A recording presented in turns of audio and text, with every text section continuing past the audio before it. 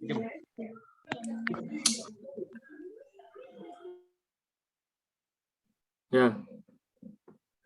matikan dulu sebenarnya. Bismillahirrahmanirrahim. Assalamualaikum warahmatullahi wabarakatuh. Selamat malam Bapak Ibu semua.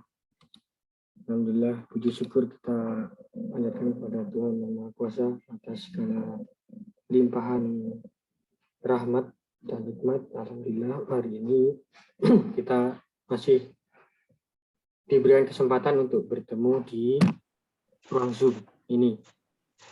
Alhamdulillah, ini adalah kesekian kalinya kami mengadakan bincang santai seperti ini. Yang lalu itu macam-macam topiknya. Hari ini kita bahas tentang Bank Jago. Saya ucapkan selamat datang bagi Bapak dan Ibu yang sudah bergabung ya. Nah, ini ada 29 orang hari ini, malam ini. Sebenarnya yang gabung di grup itu 50 lebih, 53 lebih. Yang mungkin 55 lah. Cuma hari ini malam ini masih 29. Yang mudah-mudahan yang lain menyusul. Baik. Topik kita kali ini tentang Bank Jago. Sedikit saya ulas sedikit. Bank Jago sebelumnya bernama Bank Artos Indonesia, lembaga jasa keuangan berbasis di Jakarta dan berdiri sejak 92. Pada tahun 2019 perusahaan diakuisisi oleh Jerry dan Patrick masing-masing melalui metamorfosis ekosistem dengan nilai akuisisi sejumlah 243 miliar dan mewakili 51% modal dasar dan sektor perusahaan. Jerry sebelumnya adalah Direktur Utama Bank BTPN, sementara Patrick adalah Direktur Investor Bank BTPN sebelum diakuisisi oleh Sumitomo Bank Corporation. Bank ini direncanakan akan bertransformasi menjadi bank digital. Ya sudah mungkin. Perusahaan tercatat di Bursa Efek Indonesia pada tahun 2016. Ya, dengan nama emiten Arto. Gitu. Ya. Kita sistemnya tanya jawab komunikatif ya Bapak Ibu. Nanti Pak Dika akan menyampaikan materinya. Bila ada yang ditanyakan langsung saja. Bisa via chat box atau kalau ingin lebih puas nanti bisa angkat tangan atau bisa berbincang langsung dengan Pak Dika. Sudah hadir di tempat kita. Saya biasanya manggilnya Pak Dika ya. Namanya Pak Budi Wahyu Mardika. Nah, beliau ini salah satu konsultan di SNF Consulting, juga berprofesi sebagai dosen di salah satu universitas di Surabaya. Baik, langsung saja. Itu tadi awalan dari saya. Bagi Bapak dan Ibu yang sebelumnya belum bergabung di grup korporatisasi SNF, nanti saya akan berikan link grup reguler untuk bisa terus berkomunikasi dengan kami, bisa terus mengupdate informasi manajemen dan info-info terkait dengan bincang santai ataupun kelas ataupun bacaan-bacaan artikel korporatisasi.com. Nah, nanti saya akan berikan linknya supaya Bapak dan Ibu bisa bergabung. Yang belum, yang sudah ya sudah. Nah, apa kalau mau gabung lagi ya monggo. Baik, saya persilakan ke Pak Dika. Sebelum Mas Dika, teman-teman yang layar videonya belum dibuka, tolong dibuka. Kan kita judulnya ini Hangout. Kalau Hangout nggak kelihatan orangnya kan seperti Hangout di balik layar. Nah, ya. Bincang santai. Hangout. Mas Dika nanti hanya sekitar 10-15 menit aja untuk menyelesaikan. Habis itu kita full diskusi. Monggo, silakan. Ya, assalamualaikum warahmatullahi wabarakatuh. Waalaikumsalam. Waalaikumsalam bagi warahmatullahi semua. Selamat malam. Semoga Bapak Ibu sekalian selalu diberikan kesehatan ya, sehingga bisa menjalankan aktivitas termasuk dalam bisnis dan baik. Hari ini kita akan membahas Bank Jago ya, ampun Bank Jago gitu ya, yang dimana sebelumnya kita sudah membahas beberapa perusahaan digital ya, Bukalapak, Cashless, Kiosson, dan sekarang adalah Bank Jago. Saya coba share screen dulu. Sudah terlihat Bapak Ibu? Ya. Di balik melejitnya nilai Jago, Bank Jago dulunya adalah Arto. Perkenalkan, nama saya Budi W. Mahardika. W-nya itu Wahyu ya Bapak Ibu, bukan wow atau wow gitu ya. Jadi Budi Wahyu Mahardika. Jadi hari ini kita akan membahas kelanjutan yang seru ya dari pertemuan-pertemuan sebelumnya. Bukalapak subscribe 4 kali ya, oversubscribe 4 kali, harga 750, mentok 850, pas dibuka langsung melejit hari pertama 1050, hari kedua melejit lagi menjadi 1350, dan hari berikutnya langsung anjlok ya. Dan hari ini juga anjlok jadi 965. Nah, bagaimana dengan cashless? Kalau cashless itu pertumbuhannya pada tahun pertama itu masih menanjak, dan ketika laporan keuangan itu dibuka dan terjadi kerugian, akhirnya menurun. Memang kita perlu untuk mempelajari perusahaan-perusahaan bagaimana mengelola perusahaan tersebut agar kita bisa mengaplikasikan di perusahaan kita. Sebelumnya kita juga membahas tentang Garuda, bagaimana cost reduction yang dilakukan oleh Garuda Indonesia. Oke, langsung masuk saja. Nah, ini Bank Jago ya, kemarin right issue yang kedua. Harga saham yang dikeluarkan, jumlah saham yang dikeluarkan 3 miliar saham, harganya 2.350 dari Bank Jago tersebut. Ketika melakukan right issue yang kedua, itu mendapatkan dana segar 7,05 triliun. Jadi right issue pertama mendapatkan 1,3 dan berikutnya right issue kedua mendapatkan sekitar 7,05 triliun. Ini saham yang sekarang ya, pemegang saham PT Metamorphosis 29,8%. Berikutnya adalah Welltrack itu 11,7%. PT Dompet Karya Anak Bangsa ya, Gojek itu 21,4%, DIC 9,1%, dan 28% itu public. Dan di top 20 in market capitalization Juni 2021, 30 Juni 2021, market capitalization-nya menempati peringkat ke-7 di atas dari Bukalapak yang saat kemarin baru IPO. Nah, Bapak Ibu sekalian, ini perjalanan dari Bank Jago, dan Pak Iman itu kemarin baru bikin tulisan ya, 1 hari, bedanya selisihnya tanggal 11. Saya hari ini tanggal 12. Kemarin Pak Iman itu masih harganya 15.850, kurang lebih sekitar 16.000, sehingga tulisannya ya sekitar segitu. Nah, sekarang naiknya sudah sekian persen ya, naik Rp700. Jadi luar biasa kenaikannya. Par value-nya 100, book value-nya dari nilai buku 588, dan market value pada saat kemarin right issue yang kedua nilainya 2350. Dan sekarang ya, hari ini per hari ini 12 Agustus ya, tadi saya print screen 15.15 ya, penutupan itu harganya 16.700. Itu berapa kali lipatnya itu? Memang luar biasa ya.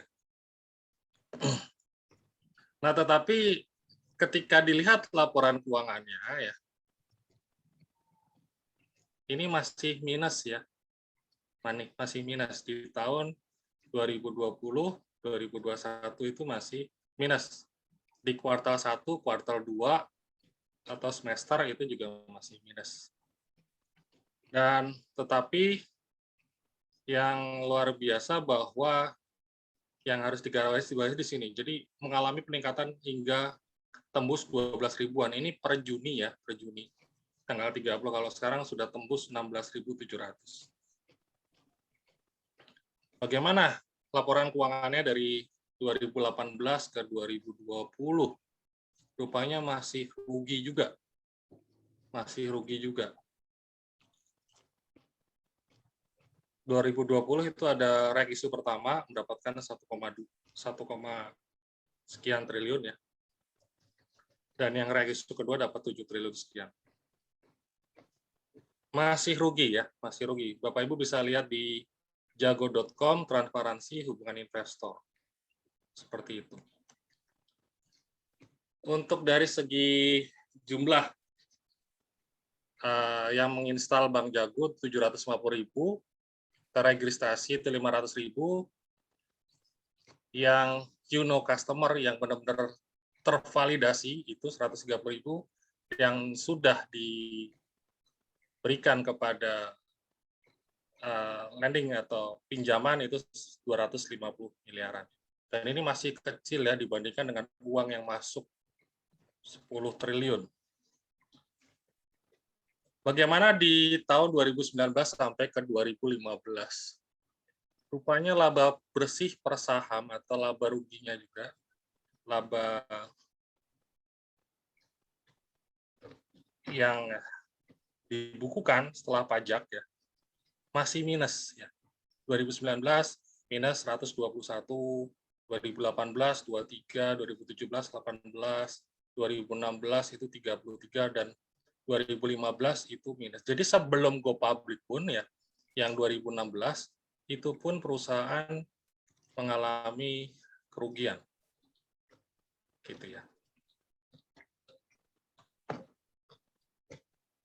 Nah, kita belajar dari Bank Jago ini apa sih ya yang kita bisa pelajari? Yang pertama ya, laporan keuangan semester pertama 2021 melaporkan pendapatan bunga 160 miliar, naik dari periode sama tahun sebelumnya, 41 miliar. Nah, posisi kredit yang diberikan kepada pihak ketiga 1,92 triliun. Kredit pada pihak berealisasi tadi yang di atas ya, berealisasi dengan Bank Jago itu 250 miliar. Angka kredit kepada pihak ketiga hanya 19%. Ini rendah ya, jadi loan deposit ratio-nya rendah. Jadi pinjaman dari yang diberikan dari masyarakat atau uang yang masuk ini rendah. Perusahaan atau bank yang bagus bisa memenuhi 70-80% bahkan lebih lending ini ya untuk memberikan pinjaman kepada pengusaha sehingga dapat interest based income itu, mendapatkan bunga bagi hasil atau bagi hasil. Dan kalau dilihat ini masih tidak serius ya, karena hasilnya masih kecil. Ketidakseruan dalam interest based ini juga dibaca dari masuknya tabungan, deposito, dan giro. Total hanya 1,2 triliun. Padahal dengan ekuitas 8,12 triliun ya, aturan KAR yang ada mestinya Jago berpotensi menerima dana 67 triliun. Jadi kalau misalnya bank itu KAR-nya, equity ratio ya, itu bisa 10 kalinya. Jadi kalau aturan yang sebelumnya itu 8% ya. Kalau ingin sekarang mengamankan ya 15% itu udah dari dari cadangan yang dipunya bank itu seharusnya bisa untuk melakukan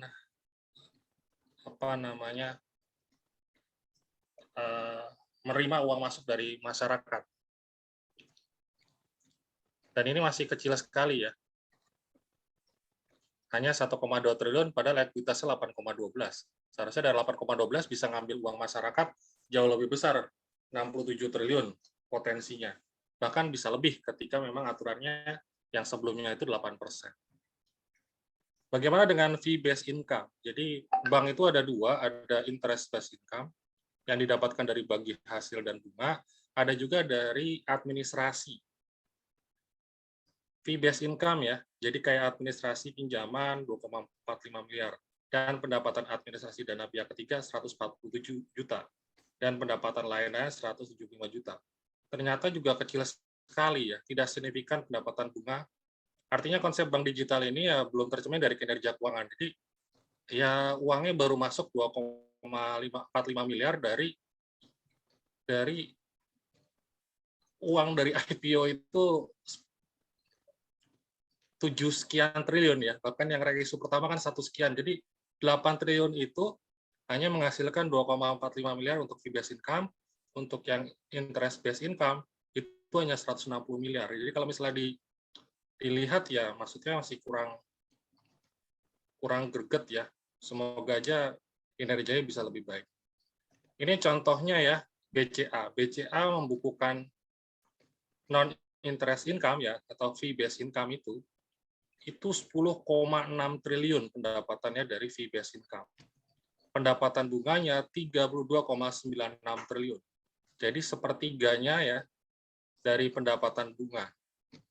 Jadi angka non interest income BCA sudah cukup untuk menanggung seluruh beban karyawan yang sebesar 6,9 triliun. Jadi kalau BCA itu sebetulnya kalau pengen jadi bank syariah gitu tanda kutip ya. Jadi udah dari fee based income aja lah, nggak usah ngambil dari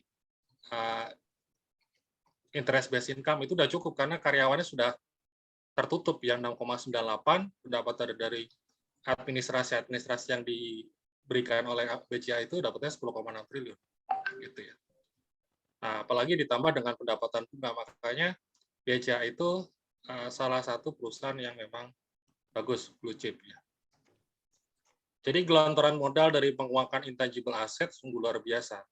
Modal disetornya 1,38 triliun ya. Agio sahamnya dapat 7,1 triliun. Jadi tadi par value-nya kan 100 ya. Book value-nya 500. Sedangkan dijualnya 2.350. Nah, 2.350 par value-nya 100, berarti 2.250-nya itu adalah agio saham. Seperti itu. Bagaimana penilaian market value sekarang ya, nilai pasarnya? Nilai pasar itu saat ini kalau sudah go public ya berarti ya pasar sekunder itu harga saham yang tercipta nilainya karena ada transaksi penjualan dan pembelian antara penjual dan pembeli. Dan nilainya ya, nilai pasar ini Pak Iman dari artikel yang sebelumnya ya. Market value-nya untuk Bank Jago ini 219 triliun. Jadi kalau misalnya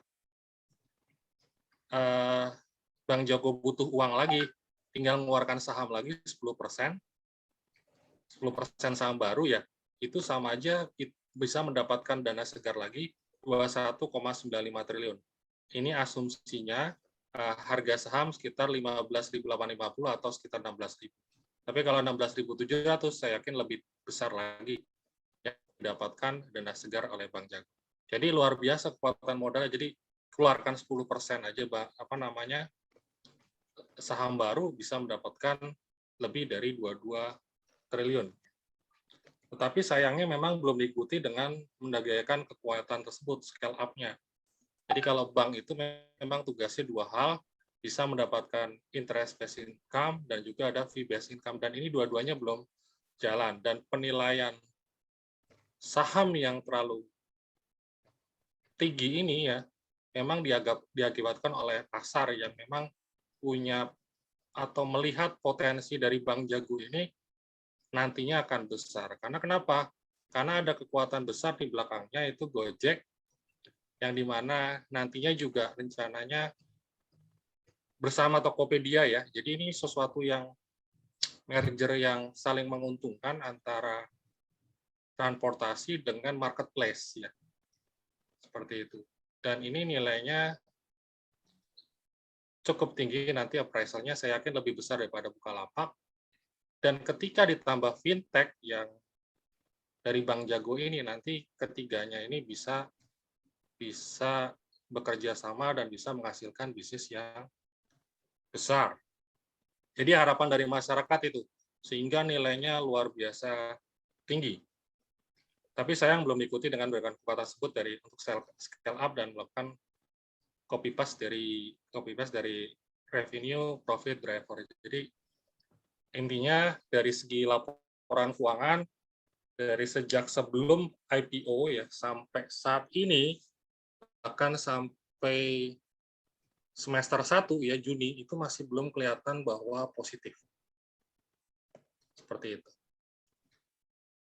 Bagaimana kalau kita lihat dari corporate life cycle ya? Dari riset panjang SNF Consulting ya, menurunkan ada 8 tahap dalam siklus hidup ya. Pertama tahap kelahiran ya. Jadi kelahirannya sudah lama ya, bahkan go public-nya 2016, tapi memang melejitnya itu di atas tahun 2020 ya, sampai saat ini. Jadi setahun, 2 tahun terakhir ini melejitnya luar biasa. Dan masih rugi, jadi ini masih tahap kedua adalah tahap rugi. Tahap ketiga, Bank Jago ini harus bisa break even point. Tahap keempat, bisa memperoleh laba. Tahap kelima, bisa menemukan revenue dan profit driver-nya. Tahap keenam, scale up, ya, bagaimana bisa meningkatkan kinerjanya. Tahap ketujuh adalah terbentuk sistem manajemen yang matang. Tahap ke-8 adalah perusahaan terkorporatisasi. Bapak Ibu bisa membaca lebih lengkapnya di artikel yang ada di bawah. Terus kalau dilihat ini wajarkah gitu ya? Bagaimana kalau dipandang dari prinsip conservation of value ya? Jadi kalau lihat dari referensinya, the conservation of value prinsipil ya, ini nggak ada masalah bagaimana kita membagi ya keuangan dengan financial engineering ya, atau kalau di bahasa Indonesia, tapi nggak tepat juga sih dibilang rekayasa keuangan ya.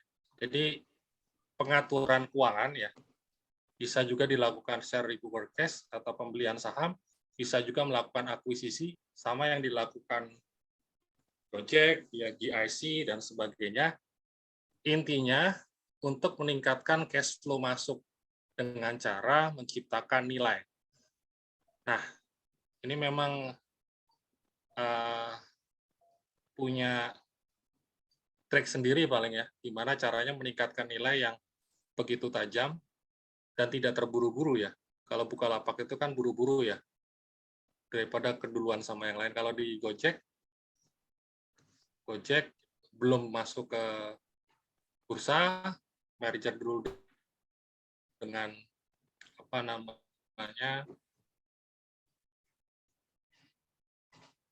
dengan Tokopedia, terus melakukan akuisisi keadaannya tidak kinerjanya kurang bagus sebetulnya kalau masih rugi itu dibeli. Nah, untuk mendukung perusahaannya, tetapi nilainya tinggi ya. Dan ini nanti efeknya akan saling menggulung ya. Ketika memang nanti Gojek pun itu juga melakukan IPO. Mungkin itu ya, nanti diskusinya lebih banyak. Dan Pak Iman pun nanti juga akan memberikan sharingnya berkaitan tentang apa sih yang menarik dari Bank Jago ini. Saya kira cukup reviewnya dan lebih asik sebetulnya. Namanya cangkruan kalau bahasa Surabayaan itu lebih banyak diskusinya gitu ya, daripada menerima materi yang terlalu banyak nantinya. Saya kira cukup, saya kembalikan ke Cak Firman. Monggo Cak Firman. Nah, Pak Dika, slide-nya sama kayak baju saya, warnanya kuning, Pak. Ini menyesuaikan ya. Biar cerah walaupun malam ya. Baik, silakan. bagi Bapak Ibu yang berkaitan ini dengan di bidang yang sama dengan perbankan, mungkin ada yang mau komentar atau mau Pak Iman mau ada tambahan informasi? Silakan Pak Iman.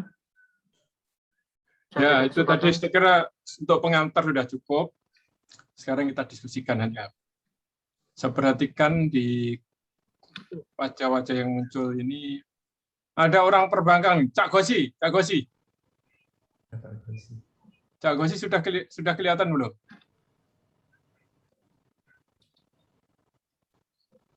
Cak Gosi, belum kelihatannya. Belum kelihatan nih. Oke, jadi kalau saya melihatnya begini.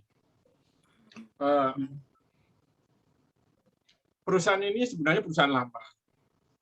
Tapi kemudian muncul orang baru, investor baru, dengan kekuatan dana yang besar. Pada saat investor baru itu masuk, jadi kalau lihat itu tadi sebenarnya bukan akuisisi perusahaan ini. Ya, menerbitkan saham baru, right issue, yang masuk itu adalah ada Jerry Eng, terus siapa lagi, pihak-pihak baru lah.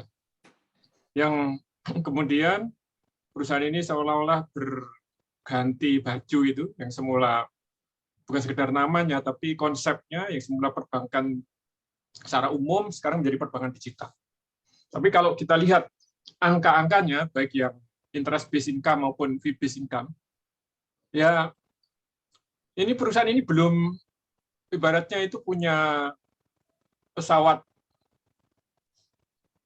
F-16 itu, tapi masih belum pakai terbang.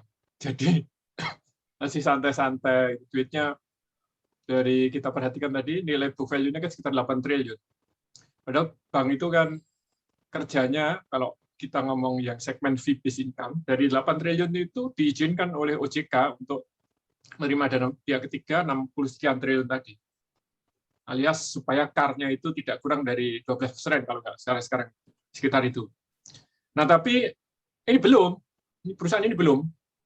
Jadi ini dari kacamata perbankan secara tradisional, yaitu sebagai bank itu kan konsepnya, kalau kita perhatikan secara konsep filosofi perdagang bisnisnya kan ada dua. Ada seeding, ada harvesting. Seeding nanam, itu ya interest based income itu. Jadi para pelaku bisnis didanai supaya tumbuh. Nah, sebenarnya kalau kita perhatikan sejak dulu perbankan di negara-negara berkembang itu cenderung besar dalam fee based income. Perannya itu besar dalam interest based income. Jadi seeding karena memang ekonominya masih tumbuh. Tapi perusahaan-perusahaan di negara-negara maju, perbankan di negara maju yang ekonominya sudah mapan, atau perusahaan-perusahaan sudah di corporate life cycle sudah step ke-8 itu di Amerika atau Barat. Nah, perbankan ini cenderung kecil perannya dalam interest based income. Jadi seeding-nya kecil, di harvesting. Nah, harvesting itu adalah fee based itu tadi. Nah, kalau kita perhatikan Bank Jago ini dari kacamata seeding-nya juga belum dikerjakan, ada potensi. Dan di store duit itu kan sebenarnya kan untuk seeding. Di setori 8 triliun itu kan untuk seeding. Kalau di setori tidak untuk seeding, untuk apa? Kalau mengejar fee based income, ya nggak perlu duit 8 triliun itu. Ngapain duit 8 triliun? Nggak butuh. Nah, karena juga nggak butuh terima duit dari masyarakat. Dia juga nggak terima duit masyarakat. Nggak signifikan terimanya. Kecil sekali. Yang namanya dana pihak ketiga itu. Sehingga menurut saya ini bank ini kalau mengatakan diri sebagai bank digital, yang itu konotasinya adalah menyesuaikan dengan dunia fintech yang maju, yang terus berkembang, mestinya konsekuensinya fee based income-nya besar. Kemudian interest based income-nya rendah. Nah, tapi ini fee based income juga nggak besar. Kemudian kalau ini ngomong bank digital, terus mengejar fee based income, mestinya interest based income-nya rendah lah. Interest based income rendah itu mestinya adalah dia juga nggak perlu modal besar-besar. Ngapain modal besar? Modal itu gunanya adalah untuk supaya ada dana pihak ketiga yang bisa diambil, yang tadi potensinya 60 sekian triliun itu, dan kemudian dipinjamkan. Dia juga duit yang 8 triliun juga dipinjamkan, apalagi harus cari penabung atau deposan, enggak juga, dan belum ada gerakan ke sana. Sehingga ini bank ini masih benar-benar kayak startup begitu. Menurut saya kayak startup. Sehingga kemudian ketika ini muncul nilai pasar yang besar, itu kita membacanya adalah bahwa itu ya seperti startup. Startup itu barang startup baru ya di perusahaan-perusahaan yang masuk pada model bisnis yang baru itu kan cenderung kapitalisasinya besar. Karena apa? Ya banyak investment company itu yang senang kayak begitu itu. Karena begini, kita harus melihatnya dari kacamata investment company kalau ngomong startup itu. Investment company ini tiap tahun kerjanya tiap saat kerjanya dua. Apa yang pertama, provokasi, promosi supaya masyarakat memasukkan dana ke dia, baik melalui reksadana, mutual fund ya, atau melalui saham. Nah, setelah itu, duit itu diinvestasikan kepada pelaku bisnis, pada berbagai perusahaan, dengan skema pada umumnya yang paling besar adalah skema saham. Nah, yang menarik adalah bahwa mereka ini, perusahaan-perusahaan investment company itu, dia selalu punya budget untuk masuk ke startup. Ada yang 1%, ada nggak sampai 1%, ada yang 3%. Tapi kalau kita perhatikan misalnya kalau yang terbesar di dunia ini namanya BlackRock. BlackRock ini asetnya kan sekarang 8,3 triliun USD. Kalau di rupiah mungkin sekitar 190.000 triliun lah kira-kira. Nah itu duit itu 1%-nya kan 1.900 triliun. Itu kan gede. Nah itu kemudian, dan duit itu harus ditanamkan, tidak boleh tidak. Karena mereka ini duit nggak boleh nganggur juga, sama kayak bank. Kalau udah terima duit, dianggurkan juga rugi. Jadi harus diinvestasikan. Sehingga kemudian mereka mau nggak mau akan mencari startup. Nah, itulah yang kemudian ditanamkan. Mereka duit itu, 1% itu aman, angka aman mereka. Karena ROI mereka sekitar 10%. Kalau kehilangan 1% kan masih 9%, masih aman, masih oke. Sehingga setiap ada startup, asalkan startup itu benar-benar baru, tidak ada pesaingnya, artinya investment company tidak punya alternatif untuk industri itu, ya maka investment company akan masuk. Tapi ini kita perhatikan tadi bahwa sebenarnya Bank Jago juga tidak ke situ, ke arah situ juga tidak, atau bukan tidak, belum kelihatan. Belum kalau istilahnya Cak Didin tempo hari di BSK minggu lalu. Ini di pasar ini belum bunyi gitu. Di pasar belum bunyi. Ya, download-nya masih kecil, terus fee-based-nya juga masih kecil. Dia memberi pinjaman juga masih kecil juga melalui aplikasi itu. Sehingga ini benar-benar seperti startup, walaupun sebenarnya barangnya barang tua, tapi sudah dipermak ulang menjadi di-recycle menjadi seperti startup. Nah, saya kira itu tambahan pengantar dari saya. Monggo teman-teman silakan, boleh mengomentari, boleh tanya, boleh apa saja. Karena konsep acara ini adalah bincang santai. Bahasa Inggrisnya hangout, jadi bukan seminar. Monggo silakan. Ya, ini juga sebenarnya ditambahkan juga bentar ya, untuk Bank Jago ini memang ada startup yang di dalamnya ya, seperti Bibit itu ada di dalamnya, seperti itu. Dan memang untuk mendukung GoPay tersendiri itu. Jadi memang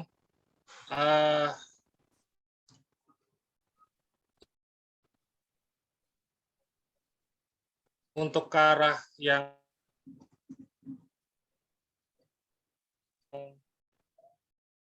seeding sama pemasukan utama itu belum, karena memang startup ini masih mulai. Bibit itu juga mulai dan lebih banyak mengeluarkan uang ya untuk marketing, arahnya ke sana. Mungkin itu.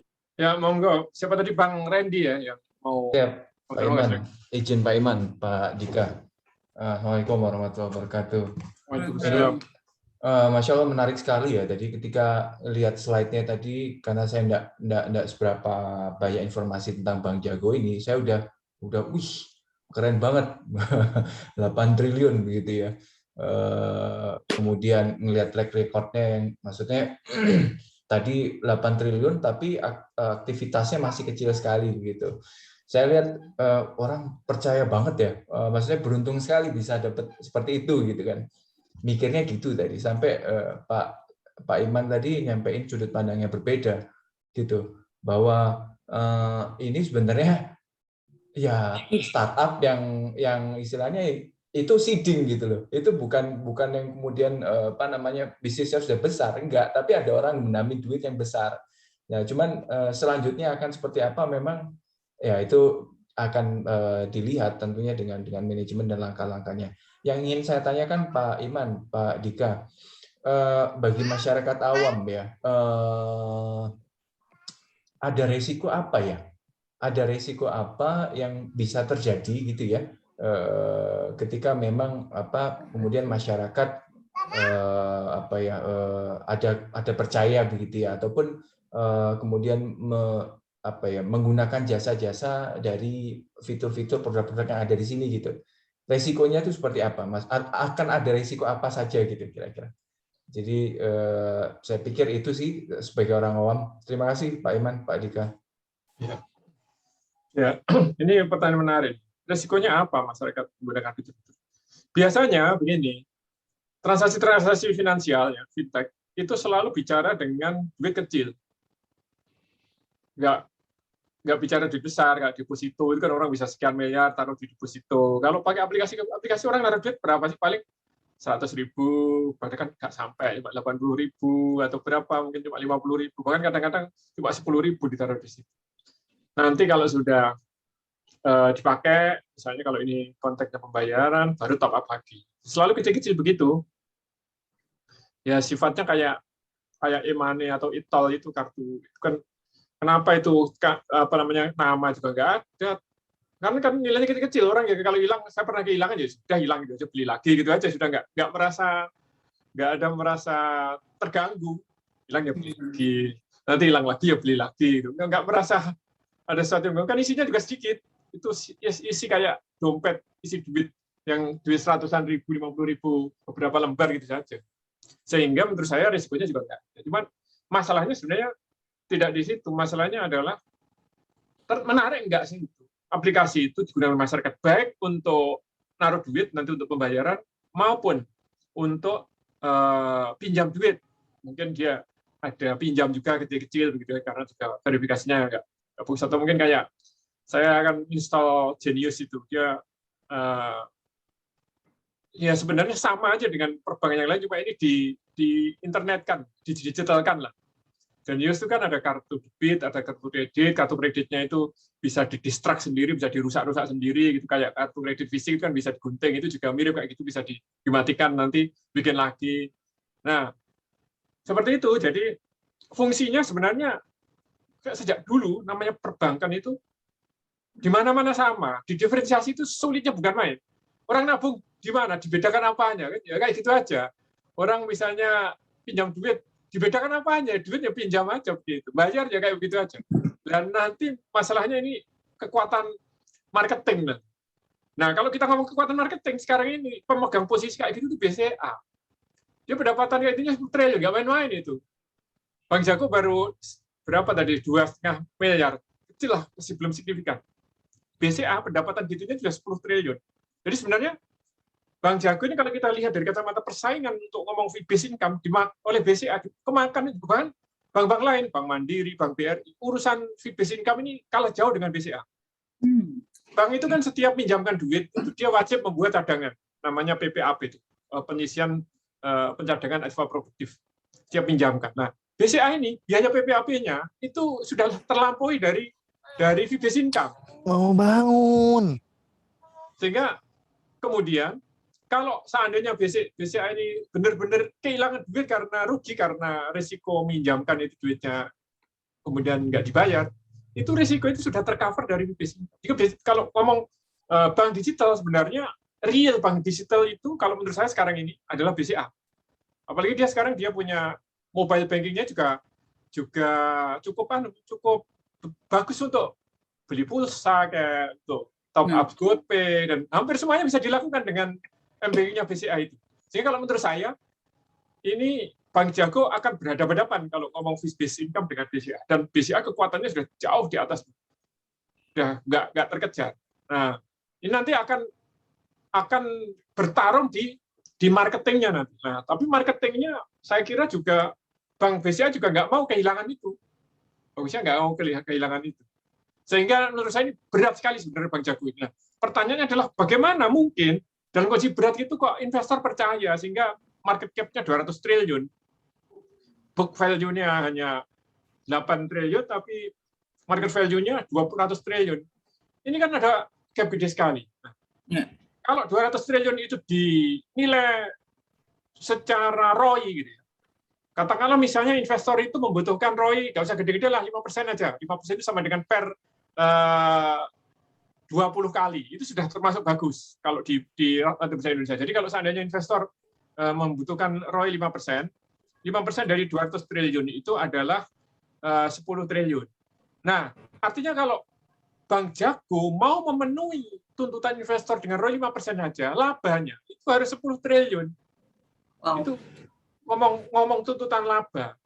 Nah, kalau tidak 10 triliun bagaimana? Berarti harapan investor untuk ROI 5% nggak tercapai. ROI 5% ini padahal sudah kecil juga. Nah, maka sebenarnya ini di balik 200 triliun ini ada tuntutan yang luar biasa besar, yaitu laba kira-kira 10 triliun. Nah, untuk menuju laba 10 triliun itu masih nggak jelas seperti apa dia mau 10 triliun itu.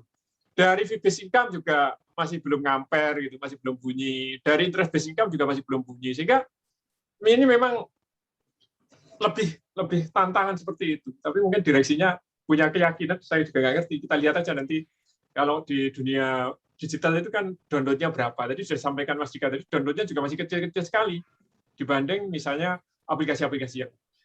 Saya kira itu, Cak Brandi. Boleh tanya, Cak? Oh, boleh banget. Yo, Sulaiman. Ya. Ya, pertama pertanyaannya adalah agak surprise ya. Saya juga baru tahu tadi di di laporannya, dan terima kasih informasinya. Maaf Pak Sulaiman, kalau bisa ada sedikit terlihat wajahnya kan enak. Oh iya. Oke, sorry. Tadi udah tadi. Kayak cewek di balik tabu aja ngomong. Gini kan lebih tampan kan gitu. Tadi udah, cuman oke.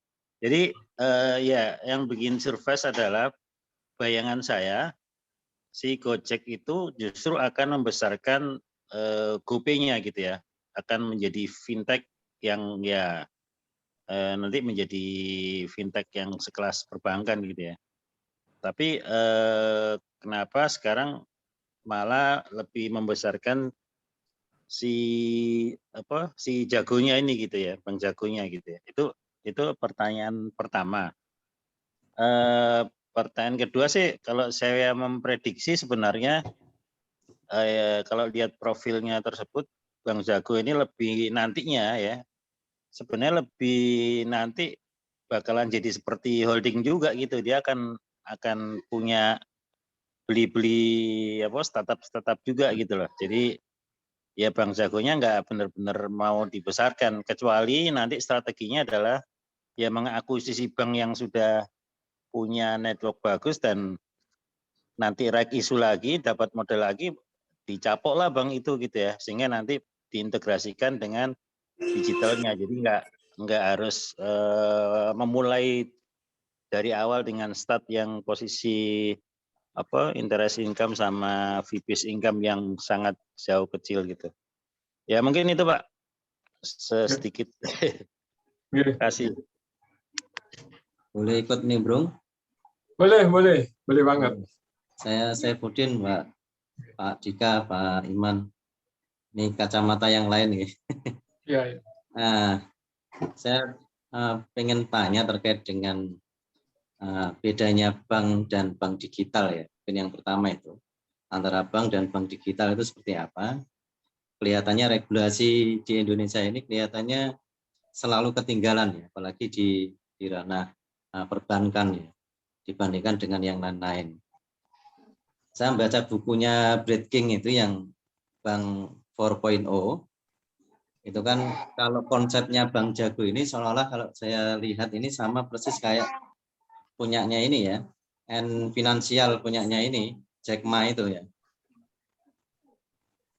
Yang ini kemungkinan kalau saya coba lihat arahnya ini nantinya itu kira-kira mau bikin mata uang digital. Jadi dia membangun marketplace, bisnis jualannya, transportasi, ekspedisinya. Nah, yang paling poin pentingnya adalah di sisi mata uangnya. Nah, mungkin ini yang disasar oleh Bank Jago. Kalau melihat trennya itu kayak Bitcoin itu kan baru butuh berapa tahun itu baru bisa diterima oleh banyak pihak. dan sampai negara itu mengakui sebagai mata uangnya gitu ya. Nah, ini di Bank Jago bisa jadi arahnya ke arah sana gitu ya, untuk bisa mengelabui di negara Indonesia ini dengan membuat mata uang digital yang sifatnya resmi melalui regulasi di OJK maupun BI gitu. Itu dengan covernya bank digital itu. Mungkin nanti ada tambahan. Terima kasih.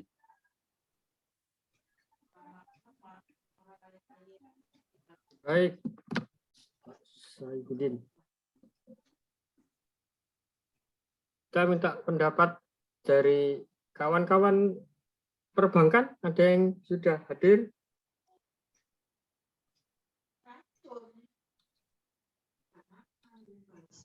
Pak Gozi, adakah Pak Gozi? Gozi? Ya, hadir, Pak. Oh, monggo. Ustaz. Wah, saya telat ini ngikutin ya, sorry. Oh, ya mungkin dengar dulu, tune in semua tune in Ya. nanti baru. Ya, oke. Ya, oke. Saya nyimak dulu aja. Mas Dika, monggo dikomentari dulu tadi, 2 komentar tadi dari Pak Saifuddin dengan Pak Sulaiman. Ya, memang ke depan itu tidak ada yang paham ya uangnya diapakan ya.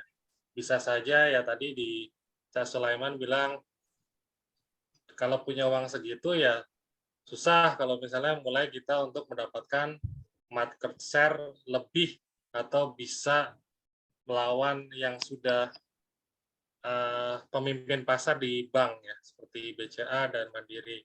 Cara yang paling mungkin kalau masih kecil ya akuisisi atau ngambil atau membeli saham perusahaan lain sehingga bisa dikonsolidasikan. Sehingga nanti fee based income dan interest based income-nya bisa meningkat seperti itu. Ya bisa seperti itu juga bisa. Tapi kalau saya arahnya memang GoPay itu perlu untuk ada di dunia nyata ya, punya kantor cabang juga. Dan Bank Jago itu mungkin arahnya bisa saja nanti karena kan itu kan sudah ketika sudah memenuhi atau izin perbankan kan bisa juga sebagai membuat cabang ya sehingga dalam transaksi bisa lebih dipercaya, tidak hanya berbasis digital saja, tapi paling nggak ada cabang utama itu yang menguatkan karena GoPay ini juga orang kalau misalnya tadi sudah dicontohkan Cak Iman nggak berani untuk top up besar-besar ya, misalnya top up 5 juta, 10 juta di GoPay itu kayaknya berat. Soalnya kalau misalnya ada atau ShopeePay gitu, ada diskon gitu ya, diskon 50%, pengen beli top up, nanti habis kosong top up lagi. Nah kalau misalnya lebih dipercaya dengan adanya tambahan bank ya, yang bisa membuat cabang utama bisa dipercaya sehingga GoPay itu bisa lebih masif dalam mengumpulkan dana dari masyarakat. Seperti itu. Untuk yang dari Pak Saifuddin, saya kira arah ke sana iya ya, karena penting kiranya memang bisnis ya itu butuh alat transaksi digital. Tetapi untuk arah ke mata uang itu kembali lagi ke regulasi di Indonesia boleh atau tidak. Seperti itu untuk mata uang yang seperti layaknya Bitcoin. Tetapi kedepannya memang untuk marketplace, transportasi yang bisa saling menghubungkan itu fintech adalah sesuatu hal yang penting, apalagi bibit itu rencananya sebenarnya juga arahnya ke seeding ya, dan menerima uang dari masyarakat juga bisa melalui aplikasi tersebut. Saya kira itu Pak Caiman, mungkin bisa ditambahkan. Ya, jadi dari Cak Sulaiman tadi, kalau kita perhatikan memang Gojek itu menjadi salah satu pemegang saham, tapi dia pemegang saham hanya sekitar 20%. Dan perusahaan ini kalau kita cek pemegang sahamnya, Bank Jago ini sudah nggak ada lagi pemegang saham pengendali.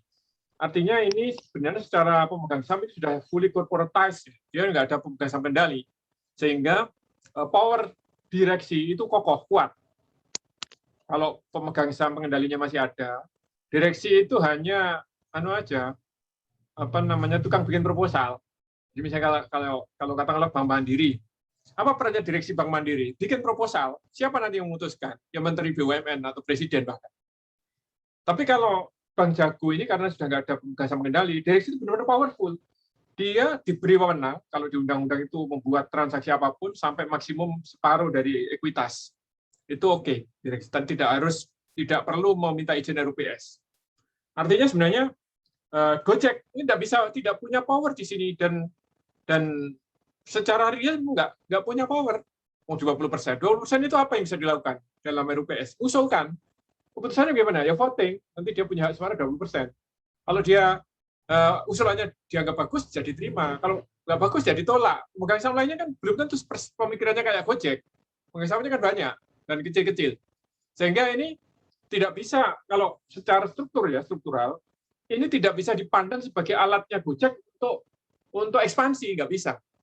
Ya Gojek hanya pemegang saham begitu saja sudah. Sebagaimana layaknya pemegang saham minoritas yang lain. Nah itu, kemudian sehingga berat untuk bisa menjadikan Bank Jago ini sebagai tools-nya Gojek untuk ekspansi. Kemudian kalau misalnya Bank Jago akuisisi, ya punya 8 triliun nggak dipakai, bisa jadi itu memang mau dicadangkan untuk akuisisi, akan dipakai untuk akuisisi aplikasi-aplikasi sudah lebih bagus. Tapi kalau akuisisi sebenarnya 8 triliun ini juga belum bunyi juga. Kalau akuisisi biasanya harganya mintanya gede-gede. Sehingga ini menurut saya memang masih semuanya masih berat. Kemudian dari Pak Safudin ini, apa sih bank biasa dengan bank digital? Saya kira bank digital itu hanya bahasa marketing. Dalam regulasi nggak dibedakan. Kan BCA nggak pernah menyebut dirinya bank digital, tapi semua orang sekarang menggunakan transaksi di BCA itu menggunakan m-banking pada umumnya. Sehingga kantor-kantornya sepi. Kantor-kantor cabang BCA yang dulunya ramai sekarang pada sepi karena orang-orang menggunakan m-banking. Kecuali, atau bahkan BCA banyak sekali masang mesin CDM itu, sehingga keberadaan kantor cabang nggak terlalu dibutuhkan. Nah, maka sebenarnya kalau memposisikan bank digital, BCA itu seandainya dia secara marketing mengkampanyekan dirinya sebagai bank digital, dia lebih powerful. Kan juga namanya orang kampanye itu, kalau dia belum benar-benar kuat, konsepnya dicontoh orang lain itu kan biasa, ya boleh-boleh aja. Artinya ya secara persaingan, misalnya kemudian BCA mengkampanyekan diri seperti itu, menurut saya dia nggak akan berdaya melawan BCA kalau ngomong konsep bank digital, karena ini sebagai bahasa marketing. Kalau dalam bahasa regulasi nggak ada bedanya. Nah, kalau fintech itu ada regulasi sendiri-sendiri, tapi juga itu tidak membutuhkan bank. Ya fintech yang ada itu nggak butuh bank, dia ikuti aja syarat-syarat administrasi semua diikuti, dia boleh beroperasi. Sehingga menurut saya market cap tinggi itu memang benar-benar belum punya pijakan yang kuat. Harga saham yang tinggi itu belum punya pijakan yang kuat. Maka teman-teman kalau mau investasi saham, menurut saya masuk ke situ itu terlalu berisiko. Terlalu berisiko. Itu tadi kalau ini diharapkan ROI 5% aja, itu menunggu laba 10 triliun. Dan 10 triliun itu sekarang masih rugi, menuju 10 triliun itu mau aset aja cuma sekitar 9 triliun. Terlalu sangat berat itu. Terlalu sangat berat. Saya rasa itu. Mas Herman itu ada 2 raise hand itu mungkin bisa di kesempatan. Ya, Pak. Ini kalau terlalu lama angkat tangan capek nanti. Saya beri kesempatan ke Pak Arif. Pak Arif dulu. Lalu Pak Farisi. Silakan Pak Arif. Oke, Pak. Matur Pak. Izin Pak Iman. Assalamualaikum warahmatullahi wabarakatuh. Assalamualaikum. Iya, saya sedikit komen masalah bank digital ya. Kalau kita lihat sekarang euforia bank digital itu inline dengan momen sekarang, itu musim pandemi sehingga semuanya tutup, sehingga masyarakat punya awareness bahwasanya saya harus bertransformasi ke bank digital, karena kalau manual itu kan berisiko pandemi. Yang kedua, inline dengan perkembangan digitek ya, fintech itu, jadi itu memang momen-momen yang euforia digital ya untuk anak-anak muda, milenial dan sebagainya. Pasar ini ditangkap oleh pihak perbankan ataupun startup untuk menciptakan atau membuat produksi digital bank gitu. Akan tapi melihat angka-angka yang tadi disajikan, saya juga kaget bahwasanya dengan incoming dari pasar modal 8 triliun, kinerjanya cuma segitu aja gitu. Jadi bingung. Jadi kayaknya nggak level sama sekali gitu ya. Jadi, nah tadi saya juga dengar baca dari BIS Indonesia, dari Direktur BCA menyatakan bahwasanya bank digital itu secara historical itu tidak akan banyak nantinya. Nah, yang terbukti sekarang seperti di Korea cuma satu yang berhasil, di Jerman satu, di Kanada satu dan sebagainya. Nah, ini mungkin akan tereliminasi secara alamiah nantinya gitu. Karena mereka tidak punya konsep yang matang untuk meluncurkan strategi marketing untuk digital itu loh. Nah, pernah saya dengar webinar yang dari Agro ya, BRI Agro, di situ dia bagus. Jadi konsep mereka untuk menciptakan bank digital itu mengalihkan Agro-Bank yang dulunya sawit bank itu ke arah digital. Cuma sasarannya mereka udah punya, istilahnya punya step-step langkah-langkah yang bagus. Jadi mereka menyasar ke daerah-daerah yang memang di situ cabangnya itu akan dikurangi atau akan dibuat briling ya. Jadi mereka itu akan mengintegrasikan briling yang sudah mereka ciptakan sebelumnya itu menjadi sarana mediasi untuk terintegrasi dengan Agro-Bank, Bank Agro itu. Jadi mereka udah punya konsep yang matang untuk menjual digital seperti apa yang mereka akan lakukan nantinya. Karena memang dasarnya bank itu kan dari interest income ya yang mereka dapatkan untuk negara yang berkembang seperti tadi penjelasan dari Pak Iman. Kalau negara maju memang fee based income. Nah, mereka juga sudah membuat konsep bahwasanya mereka akan memasarkan kredit itu ke pihak-pihak yang istilahnya itu tidak bisa memberikan jaminan seperti YouTuber, terus yang mempunyai followers berapa, mereka kan punya e-commerce, tapi secara aset mereka nggak punya. Nah, mereka akan membuat standar gimana mereka bisa memberikan pinjaman ke YouTuber dan sebagainya, sehingga mereka yang tidak bisa memberikan agunan itu bisa melakukan pinjaman karena ada incoming yang hampir pasti bisa diperoleh oleh mereka gitu loh. Jadi nantinya kemungkinan bank-bank digital itu akan tereliminasi dan kemungkinan akan juga nggak banyak lagi di Indonesia. Akan tapi kalau kita lihat dari perkembangan harga saham bank digital itu naik tinggi banget seperti Bank Neo dan sebagainya itu, karena memang euforia untuk digital ini lagi rame di pasar modal. Terus kayaknya beberapa pemain saham itu banyak melihat di teknikalnya bukan di fundamentalnya. Jadi kita kaget juga begitu lihat ternyata secara fundamental kayak Bank Jago itu kinerjanya nggak bagus sama sekali gitu loh. Itu aja Pak Iman, sedikit komen dari saya. Terima kasih Pak. Oke. Mas Firman. Ya, jadi monggo langsung dijawab dulu supaya enggak kelupaan nanti. Oh, ya memang seperti itu Pak. Jadi memang kalau dibilang kita mengharapkan untuk return dari dividen ya, kayaknya berat itu kalau yang digital ya, termasuk kayak Bukalapak dan sebagainya itu memang kemarin itu bukan hanya teknikal tetapi bandarmologi ya. Dilihat mana yang banyak belinya itu yang nanti masuk. Itu per nilai berapa masuk karena banyak yang masuk sekian ribu lot misalnya gitu. Jadi memang tidak melihat sama sekali fundamental. Jadi memang arahnya ke teknikal dan bandarmologi. Dan itu resiko ketika jatuh seperti kayak Bukalapak itu ya, karena baru 2 kali naik ya, 2 kali naik tiba-tiba langsung 2 kali turun juga.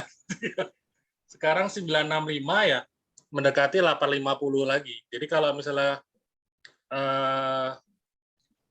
ingin investasi saham memang harus diutamakan keamanan dulu. Namanya investasi kan aman ya, baru dapat hasil.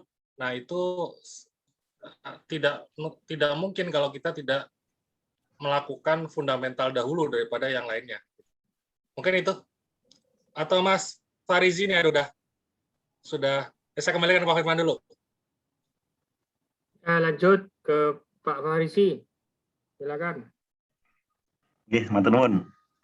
Kalau dari penjelasan tadi dari teman-teman semua di forum ini, saya tangkap itu kesimpulannya memang market value dari Bank Jago itu tidak kuat ya. Kemungkinan besar bisa runtuh dalam waktu sekejap. Apalagi kalau lihat market cap sekarang ini Bank Jago sudah mengalahkan Bank BNI bahkan setara dengan Bank Mandiri. Dikit lagi sudah akan mungkin bisa mengalahkan Bank BCA entah lagi. Tapi waktu tahun 2019 kalau nggak salah 2019 akhir itu kan memang ada isu Gojek itu butuh kendaraan bank digital.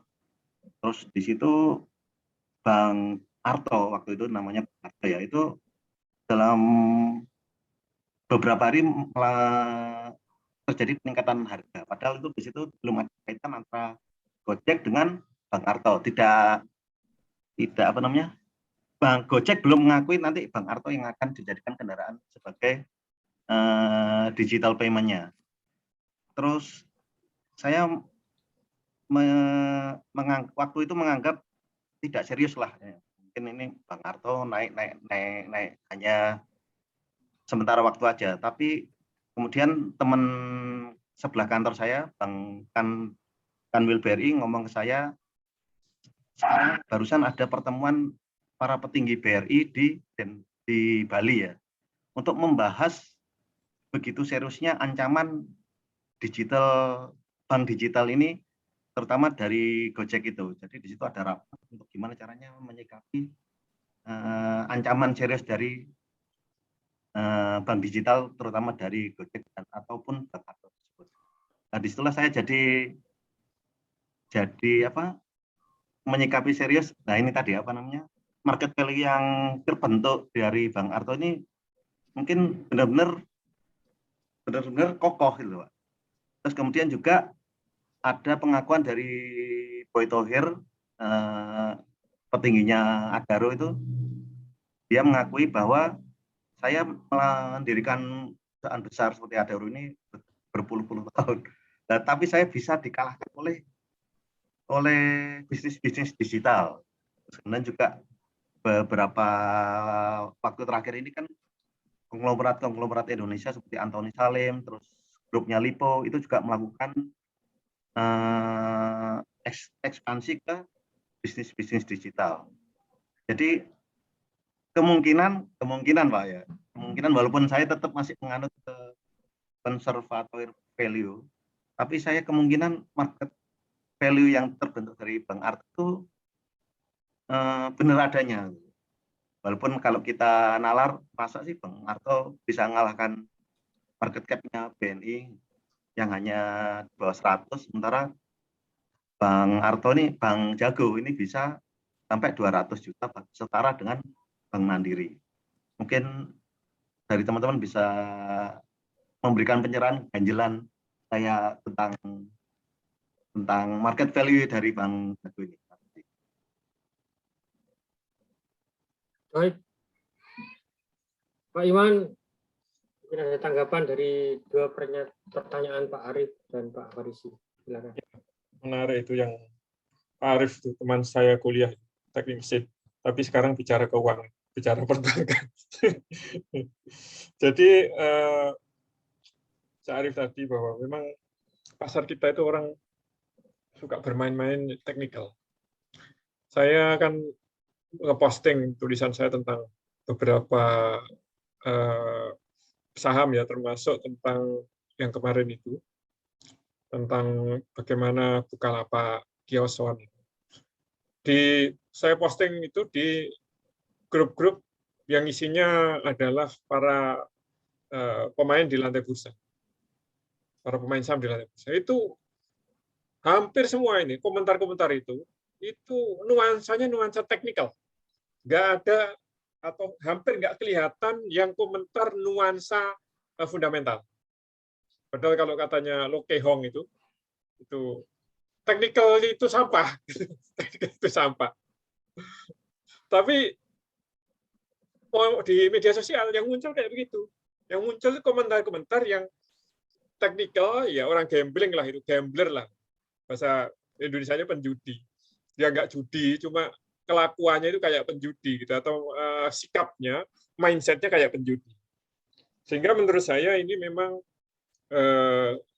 tidak, saya cenderung melihat angkanya ini, angka Bang Arto ini tidak akan stabil. Saya coba share nih ya, layar saya ya. Ini volume transaksinya Bang Arto. Kita perhatikan ini. Transaksi hariannya, kelihatan ya angka saya. Ini per hari itu transaksi saham Bang Arto itu volumenya cuma 25 miliar, 20 miliar, 18 miliar, 21 miliar, 25 miliar, 19 miliar, 18 miliar. Itu artinya apa? Dibanding market cap-nya yang 200 triliun itu, transaksi itu nggak signifikan. Jadi harga yang terbentuk itu adalah terbentuk dari transaksi yang tidak signifikan. Nilainya 200 triliun, transaksinya hanya 20 miliar. Ya kalau transaksinya 1 triliun itu mungkin agak kelihatan. Nah, tapi transaksinya 20 miliar, sehingga menurut saya ini ya naik turunnya ini tidak didukung oleh kekuatan pasar yang kokoh. Ini hanya riak saja. Sehingga nanti akan ya fluktuasi, nggak tahu fluktuasinya kayak apa. Nah, kalau orang yang seperti Lo Kei Hong itu yang main saham yang sifatnya jangka panjang, kalau Warren Buffett itu kan jangka panjang. Mereka menyebutnya sleeping investor. Jadi pilih perusahaan yang bagus, tidur sudah. Nanti sekian tahun kemudian bangun, duitnya sudah jadi berkali-kali lipat. Berkali-kali lipat. Kalau Lo Kei Hong atau Warren Buffett kan sukanya begitu. Saya kemarin nulis tentang Starbucks. Kalau orang naruh investasi tahun 92 ketika perusahaan itu go public, sekarang ini ROI-nya itu 4.000% lebih. Jadi kalau sampai punya duit 100 juta ditaruh pada tahun 92, hari ini sampai mendapatkan hak labanya itu 4.000% dari 100 juta. 4.000%. Kalau 100% kan 100 juta. Nah, ini 4.000, berarti 40 kali 100 juta. 4 miliar kira-kira, 40 kali 100 juta. Nah, ya, 4 miliar ya. Ini kalau investor yang betul, itu kan cenderung begitu. Nah, yang di pasar, transaksi kecil itu adalah investor retail yang tidak berpikir kayak begitu, yang mindset-nya seperti ketika sahamnya Bukalapak turun, mereka pada rame di media sosial, itu seperti itu. Ya, ini bukan cermin dari sebuah transaksi yang sesungguhnya kalau lihat apa namanya dua sisi ya, satu sisi dari sisi volume transaksi, yang kedua dari sisi kinerja dihubungkan dengan harapan laba atau harapan ROI, masih sangat jauh. Kemudian yang berikutnya tadi tentang saya kira itu sudah dari saya begitu. Oh, dari Pak Farisi ya, tadi Bank Gojek butuh tool ya untuk bisnis digitalnya, uang digital. Saya kira karena Gojek cuma 20% nggak bisa. Ya Gojek tidak punya otoritas. Dia paling kalau punya ide di situ ya diusulkan aja. Pemegang saham lain belum tentu mau. Tapi kalau Gojek mau menggunakan benar-benar menjadi tool, mestinya masuknya bukan 20%. Masuknya harus hampir 100%. Jadi akuisisi yang dibeli. Nah ini kan tapi Gojek bukan akuisisi, Gojek kan top up modal, jadi right issue. Padahal kalau perusahaan-perusahaan yang akan menjadikan tools itu misalnya kayak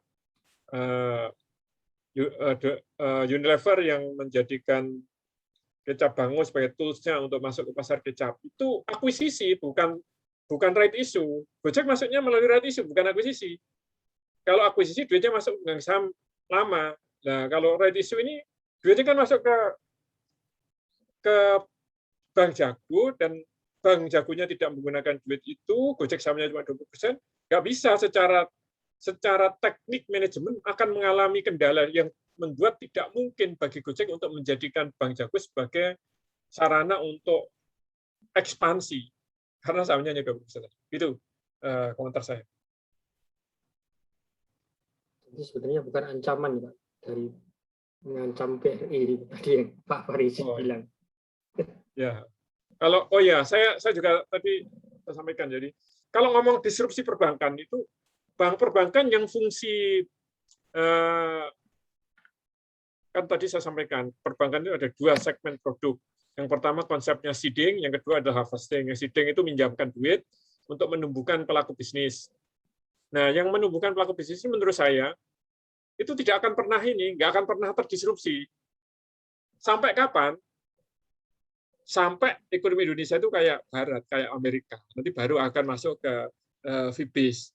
Selama perusahaan-perusahaan kita itu masih kayak sekarang ini kan kalau dalam corporate life cycle kan masih jauh dari step ke-8, sehingga menurut saya segmen seeding-nya masih besar. Nah, kalau segmen seeding, bank yang punya duit besar, BCA, BRI, Mandiri itu tetap aja akan unggul.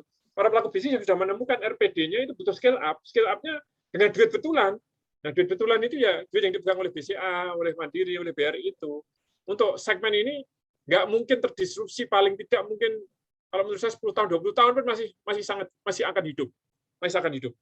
Dan apalagi mindset para pelaku bisnis kita belum korporatisasi. Mereka kalau mau ekspansi bisa dikatakan pintu satu-satu yang dibuka oleh mereka itu utang, dan utangnya perbankan. Sehingga ini masih akan sangat kuat. Sehingga menurut saya kalau yang segmen seeding, segmen interest based income, untuk terdisrupsi itu masih jauh sekali. Ya mungkin suatu saat akan terdisrupsi, tapi masih sangat jauh sekali. Nah, kemudian yang fee based income, itu seperti saya katakan, ya semua bank besar pun kalau dibanding BCA masih belum ada apa-apanya pendapatan fee based income. Nah, di sini mungkin Cak Gosi sudah bisa mulai komentar ini sebagai orang perbankan. Gimana Cak Gosi? Menurut sampean monggo. Ya, suara saya jelas ya? Ya, jelas. Ya, oke. Sorry, telat. Tadi lupa kalau ada janji ikut Zoom ini. Cuman terakhir saya ngikuti komentarnya kawan-kawan, keren-keren semua. Cukup cukup mengikuti perkembangan perkembangan berita gitu ya. Saya cuman berkutat di sebuah bank rural yang kecil gitu di Jombang sana. Jadi ya kadang tidak terlalu mengikuti. Saya juga latar belakangnya satu kampus dengan Caiman, Institut Tengah Sawah gitu ya. Ya, tadi kayaknya disebut juga banyak yang di kampus yang sama. Jadi agak kurang kompeten juga harusnya, cuman belakangan juga belajar tentang keuangan. Jadi ya sudahlah, apalagi sudah 8 hampir 10 tahun terakhir saya di industri perbankan. Oke. Mungkin untuk lebih jelas, saya boleh share nggak? Oh, boleh. Boleh, bisa ya? Bisa share ya? Ya, boleh. Oke. Share. Kebetulan minggu kemarin saya mengikuti pakar e-commerce. Jadi bahasan ini memang bukan semata bahasan perbankan. Lebih tepat bahasanya itu e-commerce. Ya, bahasanya e-commerce. Jadi kalau dibilang semua sekarang on the way ke digital, ya oke, hampir semua, termasuk bank, oke ya, gitu. Saya tidak akan masuk untuk membahas ini di ranah saham, ranah teknikal atau fundamental, karena pasti akan beliut gitu ya. Yang tadi sudah disebutkan tadi. Ini nanti mungkin mudah-mudahan saya punya 3 gambar ini akan membuat menjadi lebih jelas. Pertama, bahasanya arahnya kepada super ekosistem. Kita sudah pernah bahas ekosistem, kita tahu ekosistem, tapi ini super ekosistem. Contoh yang paling enak itu adalah Amazon. Amazon itu ternyata ada 43 subsidiaries. Yang paling besar ya ini ya, AWS-nya ini ya, Amazon-nya ini. Kemudian ada full payment, kemudian ada ads, marketing, periklanan, dan ada, ya saya singkat aja, ada finance di sini. Ada institusi keuangan juga di sini. Pasti perbankan dan masuk di dalamnya, payment dan sebagainya, itu seperti itu. Ini Amazon sebagai apa ya, tata usaha yang saat ini mungkin bisa dianggap terbesar lah gitu ya. Itu infrastruktur, bukan lagi infrastruktur ini. Ekosistemnya sudah dibentuk sebagai namanya super ekosistem. Begitu banyak. Di sini ada 43 yang disebut. Dan itu yang pokok-pokoknya aja. Di dalamnya sub-sub perusahaan-perusahaan kecil mungkin juga masih cukup banyak. Oke ya. Itu. Kemudian saya larinya kemana nih? Sebentar. Saya tutup dulu. Oke. Kalau ini sudah dipahami, maka kemudian saya kemudian masuk sedikit ke Bank Jago. Bank Jago itu ada di mana sih? Nah, dalam super ekosistem, karena tadi kita sudah bicara super ekosistemnya Gojek. Ternyata strukturnya Bank Jago ada di situ tuh, di kelompok payment, fintech, dan bank. Sini ya, di sini. Selama ini Gojek berangkat dari logistik atau transportasi, ada GoRed, GoCar, dan seterusnya itu ya. Kemudian dia berkembang, ada GoPay, ada GoFood, dan seterusnya.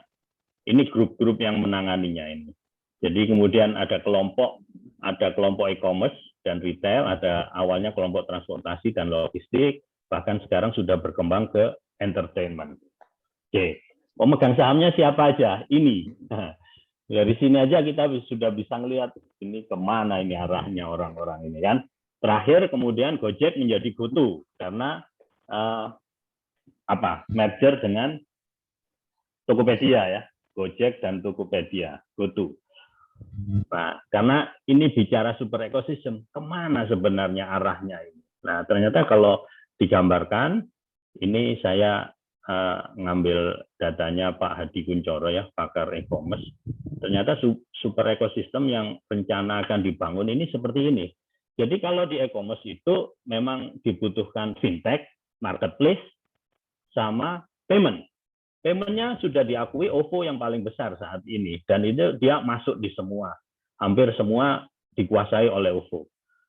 Gojek dengan Tokopedia sudah jadi GoTo. Gojek tadinya punya GoPay, GoPay ini e-wallet, kemudian gandeng sama e-commerce, ini sudah kombinasi yang pas. Dengan bertiga ini sudah menjadi kombinasi yang pas, kemudian mereka menjadi GoTo. Ini ternyata baru rencana antara. Dulu sebelum menjadi GoTo, kita santer terdengar Grab sama Gojek kan, malahan. Tapi ini bukan, Grab sama Gojek ya kalau nggak salah ya. Tapi ini kan hampir senada Grab sama Gojek, ngapain juga di merger, itu hal yang sama. Tidak alliance, tidak strategik, aliansi gitu ya. Kemudian kita mendengar Grab diakuisisi atau sama MTech kan, kemudian super ekosistemnya di sini. Nah, yang lebih besar lagi, nanti di luar lingkaran ini yang sudah menunggu. Jadi kalau kita bilang dalangnya ada di sini nih, dalangnya ini. Jadi mereka disuruh main-main dulu lah di sini, gitu kan, sampai pada titik tertentu nanti mereka bikin lagi dan sebagainya. Ya, cuman kemudian di Bank Jago ada Jerry Eng yang memang sudah cukup famous gitu untuk perihal mengolah bank ini menjadi bank digital. Jadi dengan gambaran ini menjadi bukan ilmu perbankan murni, sudah ilmu perbankannya mungkin sudah ditutup aja Mas Dika ini kayaknya. Jadi strukturnya menjadi struktur segitiga marketplace. Kalau bicara digital ya, marketplace, ada fintech yang menjembatani itu, kemudian ada payment. Di payment ini memang kemudian dibutuhkan perbankan karena regulasinya fintech tidak diperbolehkan mengumpulkan dana dari masyarakat, karena itu yang kemudian potensi besar untuk funding, untuk pengumpulan dana dari masyarakat. Jadi masih ada lah sisa-sisa ilmu perbankannya di sana masih kepake lah seperti itu. Kemudian karena fintech tidak diperkenankan untuk mengumpulkan dana masyarakat, maka kemudian fintech ini mengakuisisi bank. Di situ langkahnya, strategisnya di situ fintechnya ini. Karena mengakuisisi bank sehingga dia sah untuk mengumpulkan dana dari masyarakat. Cuman ternyata kalau lihat gambar super ekosistem ini, ya mereka masih punya agenda berikutnya. Ini nih yang pemainnya nggak tahu nanti dalam beberapa tahun ke depan pasti akan arahnya ke sana. Sehingga sampai terbentuk super ekosistem sebagaimana yang tadi saya tunjukkan seperti yang ada di Amazon. Amazon ini juga belum selesai, masih terus akan berkembang. Jadi lingkaran-lingkarannya, yang terbesar tetap retail ya, retail Amazonnya ini, kemudian yang ungu ini AWS, platform digitalnya, kemudian ada advertisingnya, dan terakhir tetap ada finance-nya, tetap ada dibutuhkan. Nah itu mungkin gambaran bagaimana kita melihat atau memahami. Saya sebenarnya pusing dari awal ini gimana arahnya. Sebagai tambahan lagi informasinya, kalau di perbankan itu ada buku 1, buku 2 sampai buku 4 ya. Mungkin kawan-kawan sudah ada pernah mengetahui hal itu. Itu untuk membedakan kelas atau size lah gampangnya di perbankan. Buku 1 itu kalau size ini dilihat dari besaran modal. Modal buku 1 itu kurang dari 1 triliun, buku 2 dan seterusnya di atas 1 triliun dan semuanya. Kalau nanti yang disebut BCA dan sebagainya tadi sudah di buku 4 ya. Buku yang terakhir ya, yang seperti itu. Nah, di Indonesia, di industri perbankan Indonesia, saya baru baca tadi buku 1-nya sudah hampir nggak ada. Bank buku 1 itu sudah hampir, tinggal 1 kalau nggak salah di Jawa Timur itu Bank Prima Master atau apa begitu. Dan itu dia harus segera untuk memenuhi kewajibannya pemenuhan modal, atau saya yakin dia sudah didekati oleh investor untuk dijadikan semacam bank digital. Tadi juga disinggung BRI Agro ya, BRI Agro itu sudah pernah mengumumkan untuk menjadi bank digital dan dia sudah diakuisisi dan seterusnya. Bank Jago ini tadinya hanya ya Bang Arto ya tadi disebutnya, kita nggak pernah dengar, nggak ada tahu beritanya. Ya memang saat ini para fintech player itu memang mencari bank kecil-kecil itu, karena kalau membeli bank besar kan ribet, mahal juga ya. Kalau beli bank kecil murah, gitu kan?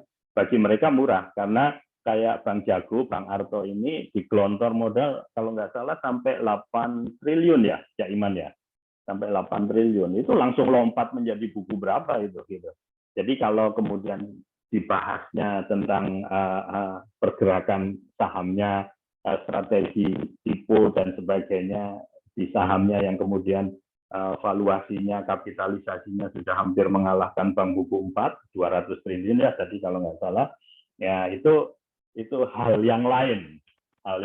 Atau karena pemegang sahamnya tadi ada Google, ada Facebook dan lain-lain, mungkin ini berharap investor-investor ini berharap sebagai sleeping investor tadi, udah belilah, nanti pasti arahnya ke sana gitu kan, gamblingnya pasti arahnya ke sana dan akan menjadi membesar dan capital gain-nya akan menjadi besar. Saya pikir itu mungkin tambahan yang bisa saya sampaikan. Makasih.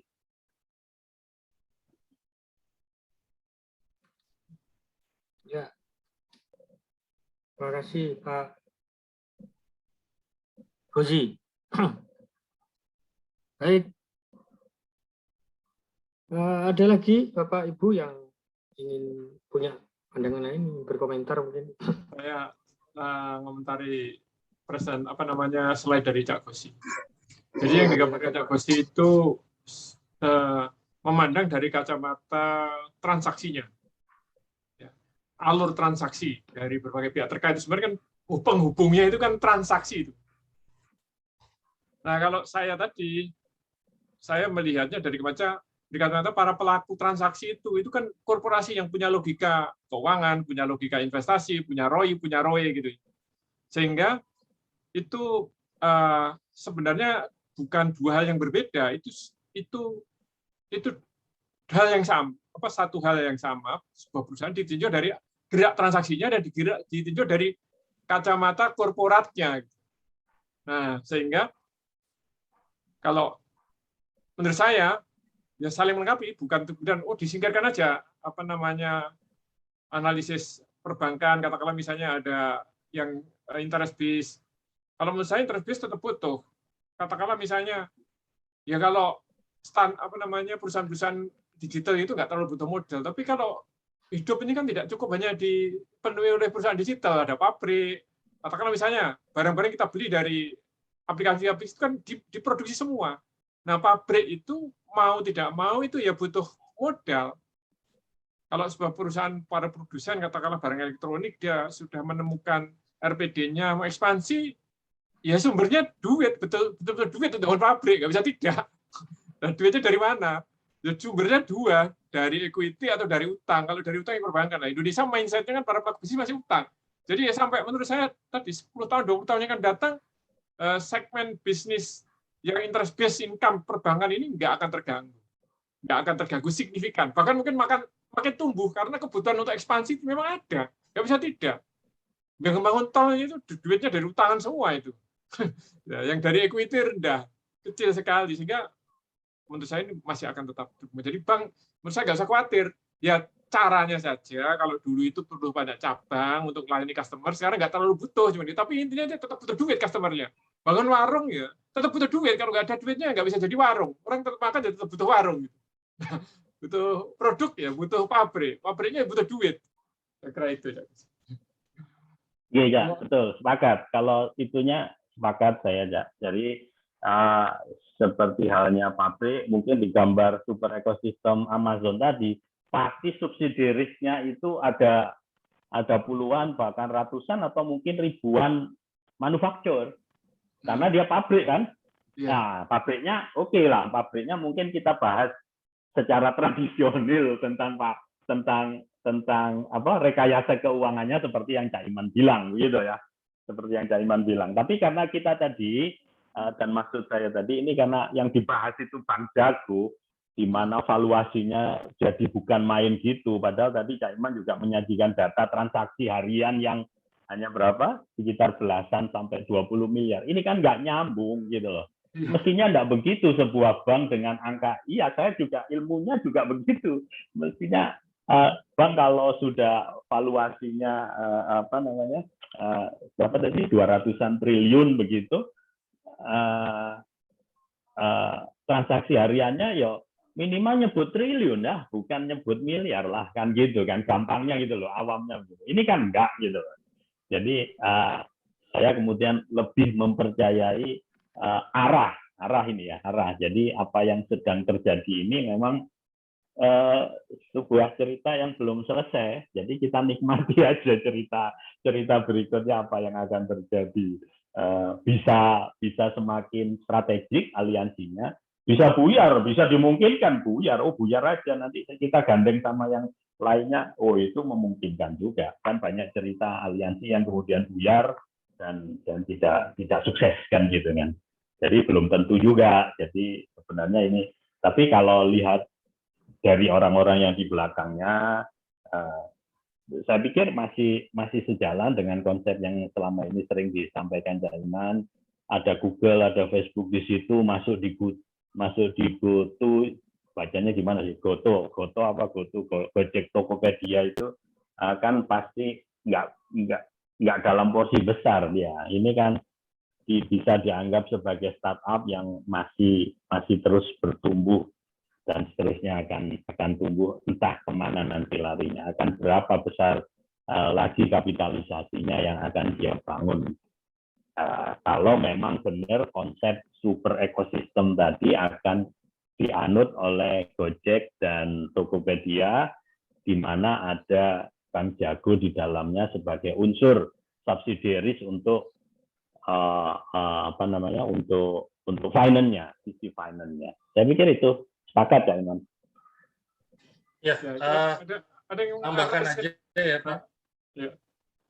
Jadi memang Gojek memang masuknya tidak banyak ya, karena memang dari yang kalau arahnya seperti tadi ya, kalau berpikir kayak seperti tadi memang tidak masuk full ya, masih investasi kecil ya. Ketika memang market share-nya memang sudah menguasai ya, misalnya kayak misalnya OVO itu sudah nomor satunya, itu memang kalau pasarnya besar pasti juga yang pemain besar akan masuk.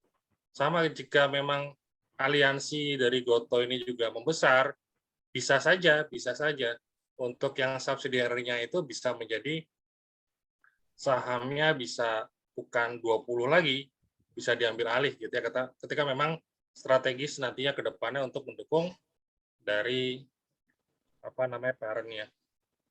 Ya itu kan kita masih menduga-duga, kan nggak ngerti, ini namanya perusahaan sedang bersaing ya. Shopee itu juga sekarang juga habis-habisan juga untuk meraih pangsa pasar yang saat ini ya masih belum tahu pemenang ya. Kemarin Shopee ya menang, sekarang Tokopedia yang menang tahun ini. Mungkin itu aja sih tambahannya. Kak Firman, kita harus tutup, tapi masih ada tuh Mas Hendra itu, kasih kesempatan. Maksud saya kenapa itu supaya kita on time, sehingga ini jangan dianggap selesai. Nanti minggu depan kita lanjutkan. Kalau kita panjang-panjangkan nanti nggak asik. Setuju. Yang angkat tangan itu. Ya. Ya, mohon izin. Suaranya gimana, Cak Firman? Jelas?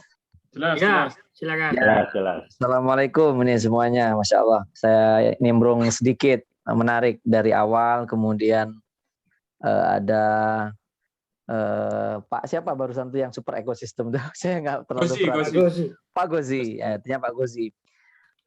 Mungkin saya juga di insight yang lain ketika awal-awal Transkop ya, CT itu menginikan Bank Mega, artinya model bisnis beliau saat itu kan ke ke Transkop, Carrefour dan lain-lain gitu, artinya sampai ke kredit ke kredit card, artinya menyisir nasabah itu dari minimarketnya, saya masuk ke Carrefour itu logo Bank Mega dan lain-lain. Ketika barusan itu ada triangle-nya Pak Gozi itu menampilkan GoTo, kemudian GoTo dengan di baliknya itu ada Facebook dan lain-lain. Ketika saya sepakat ada satu sisi fundamental yang tadi Cak Iman sampaikan, ketika financial engineer-nya mungkin tadi secara fundamental seperti itu, kemudian kok market value-nya beresiko dan atau tidak kokoh, tapi di sisi lain saya melihat tadi ketika arahnya yang menjadi bahasan dan topik ini juga jadi satu pertanyaan besar nih, Cak. Apakah juga itu potensi kan bank tadi ya, Bank Jago itu nanti butuh nasabah. Sekarang ketika juga disambungkan dengan big data. Artinya big data itu hari ini kan download, kemudian email, orang itu akun itu aset. Nah, ketika itu juga apakah mungkin melihat ketika orang-orang praktisi ataupun juga nanti tadi direksi ini kalau sudah fully corporate kan berarti kan ujungnya direksi, ujungnya mungkin ada bocoran. Saya tidak memperhatikan tadi siapa direksinya di balik itu, secara manajemen juga mungkin mereka punya planning yang tersembunyi atau tadi ke arah ke depan itu kan yang dijual juga intangible asetnya adalah core kompetennya para CEO-nya. Mungkin begitu, Cak. Pertanyaan saya mungkin apakah mungkin seperti itu. Terima kasih. Itu pertanyaan itu menarik, tapi saya terinspirasi oleh kalau di Masjid Muhammadiyah sebelum pandemi itu ada namanya kajian akad pagi. Itu selalu on time, dimulai jam 6 dan diakhiri jam 7. Apapun pembahasannya, pokoknya udah jam 7 ya diakhiri. Itu malah justru bikin orang penasaran untuk minggu depan ikut lagi. Kayaknya kita ikut begitu aja deh. Nggak usah dijawab itu. Nanti minggu depan aja kita lanjutkan dengan kasus yang berbeda supaya lebih menarik lagi. Moga Cak Firman tutup aja sudah. Bisa turu loh, enggak. Bawa mimpi.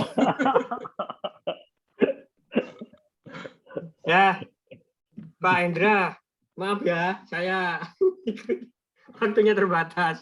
Ya, baik. Ya, pembahasannya menarik sekali, tapi sayang ini waktunya kita terbatas, sudah 21.20. Saya yakin Bapak Ibu besok ada kegiatan lagi yang menanti. Ya, akhirnya kita akhiri saja sampai berbincang santai kita malam hari ini. Tadi berbicara tentang market value, kemudian tentang valuasi. Nah, saya hanya sedikit menyampaikan bahwa kita hari Sabtu itu ada kelas korporatisasi, itu membahas tentang itu tadi yang dibicarakan apa itu market value, par value, kemudian book value, kok bisa naik begitu harganya. Nah, itu akan dikupas di kelas korporatisasi hari Sabtu. Monggo Bapak Ibu yang mau berminat untuk join bisa kontak saya. Di hari Minggunya itu ada kelas CEO. Nah, itu bagaimana berbincang menjadi seperti tadi Pak Hendra bilang tentang direksinya, bagaimana berdireksi ini membawa perusahaan menuju ekspansi. Nah, itu akan dibahas di hari Minggu kelas CEO. Jadi saling berkaitan. Bapak Ibu yang berminat bisa kontak saya, japri saya di grup itu ya, di grup kelas di grup bincang ini bisa langsung. Saya pikir itu yang dapat kami sampaikan. Kurang lebihnya mohon maaf. Kami pamit undur diri.